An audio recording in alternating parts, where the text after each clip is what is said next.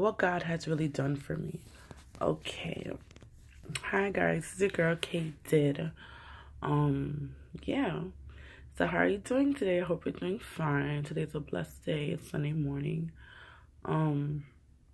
What has God done for me?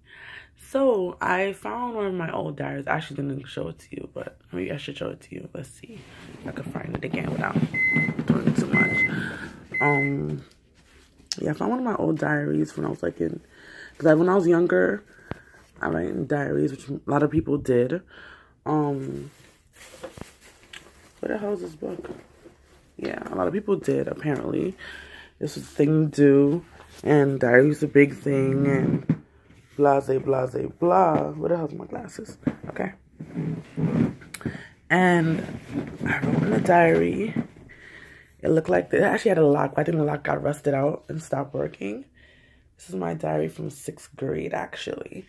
And it has like a secret compartment, right? Well, not even secret, you can see it from outside. But yeah, I used to put things in there, and I actually found the graduation thing, the thing they printed out with everybody's name on it. I was close to the bottom. Thank God it was the last. Thank you, Jesus.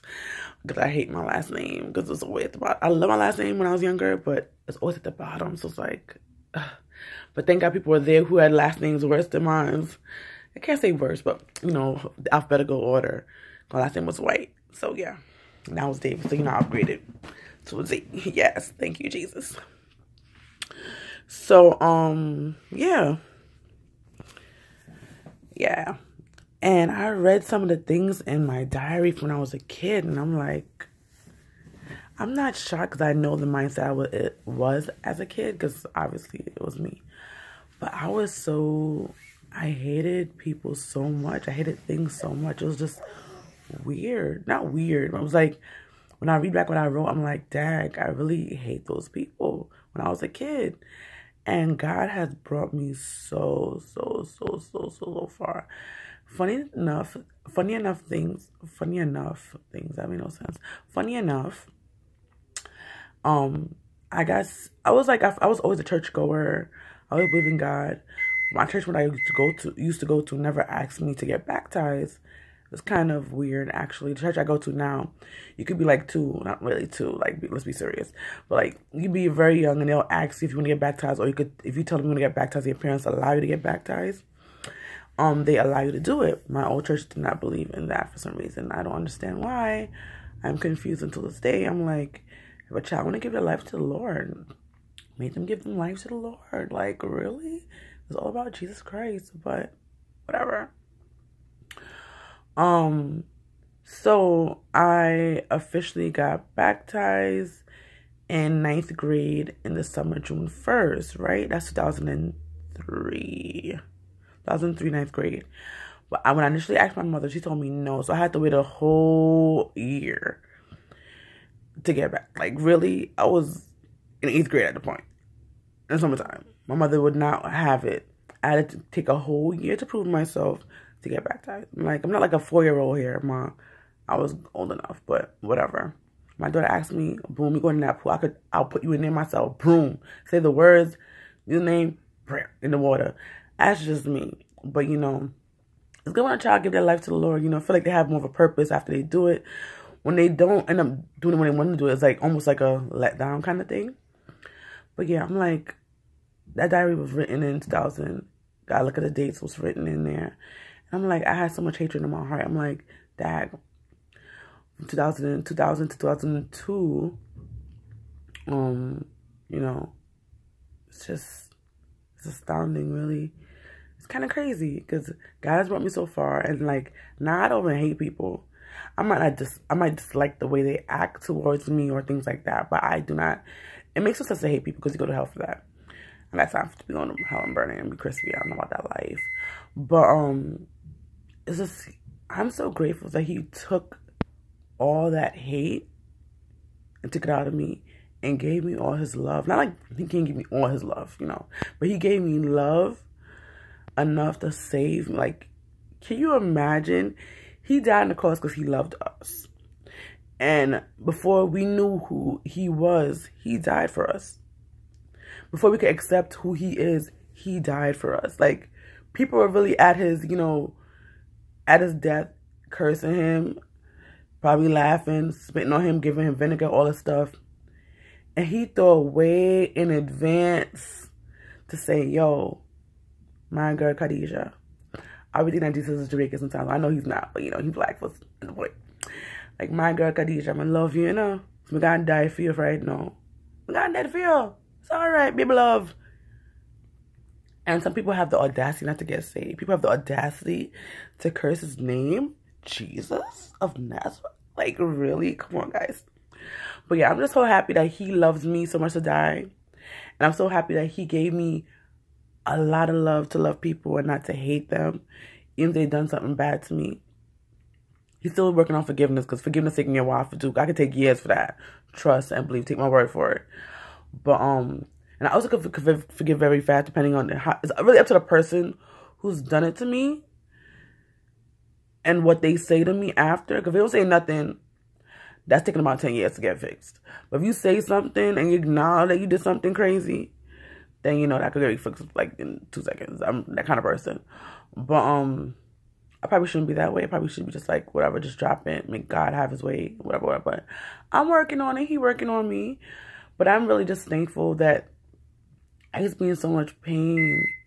Kind of am still, but I'm like, it was a different kind of pain. It was like the world was against, I feel like the world's still against me. I'm using bad examples right now, but the point is that the world just seemed more against me when I was a kid. And it just seems like life was so hard. And life still honestly feels hard. And sometimes I really feel like I want to just give up and just not be good. Because I feel like being good doesn't get you anywhere. That's what it honestly feels like. But it does eventually. Because at the end of the day, when you die and he comes back, you have a place in heaven to go to. And since I don't want to go to hell, and because he's been so good to me, and because he died on the cross on Calvary for my sins, I got to do what I got to do, even if even if I don't get it right the first time. Like the song said, I believe it's Aaliyah, I'm not even sure, but it's a bad quote to even do at this juncture or whatever. Dust yourself off and try again. Like, word. Like, we fall down and we get up. Like, you got to think about that. One thing I think Christians, people who don't become Christians right away, or they take their time to get to be Christians, they figure in their mind that, oh, the way I am now, God is not going to accept me. And I have unfinished business to do. So let me do that first and come to him. Honestly, sometimes you got to think about it. By the time you figure out to come to him, it might be too late, because you might be dead before that can happen. He changes you. Like, honestly, I got baptized 2003. I didn't get my life together until 2006, 2007. Like, honestly, like, and it's still not together because, you know, nobody's perfect. I was doing so much, like, you know, things, and like, what's not, if you think I'm a person who's like, if I look at myself, like, that's not Christ-like. And that's so funny when people try to judge people who are not saved, or people who are who just got saved yesterday, and like, expect them to like really explode and be this person in a big hat. And honestly, not because you got a big hat and long skirt means you're saved. People forget that, but that doesn't mean you're saved. You really have to commit your life to God, have an open heart to people, love people, pray fast. Even though I'm kind of slipping on some of those things right now, I know I need to get back to those places, but those are the things. The way you look, and yes, I'm not saying you can't look Christian-like, da-da-da-da. I'm not saying that. I'm just saying people judge too much on the outside appearance. Because example, a person came in with 10 earrings. I used to wear 10, like, I used to have mad rings when I was younger. I'm like, every finger had something on it, because I was just that kind of person. A person came in with 10 piercings. And sometimes when you get piercings very young, they don't close up anyway, for certain people. They came in with 5 tattoos, and 1 could be in their face. Most times, you know, it's hard to get those kind of stuff off. You need the money to take that stuff off. Maybe it just shows them a reminder of who they used to be. You can't tell that person, oh, because you have a tattoo, you can't be Christian. That doesn't make any sense. The problem is, when they got saved, that's who they were.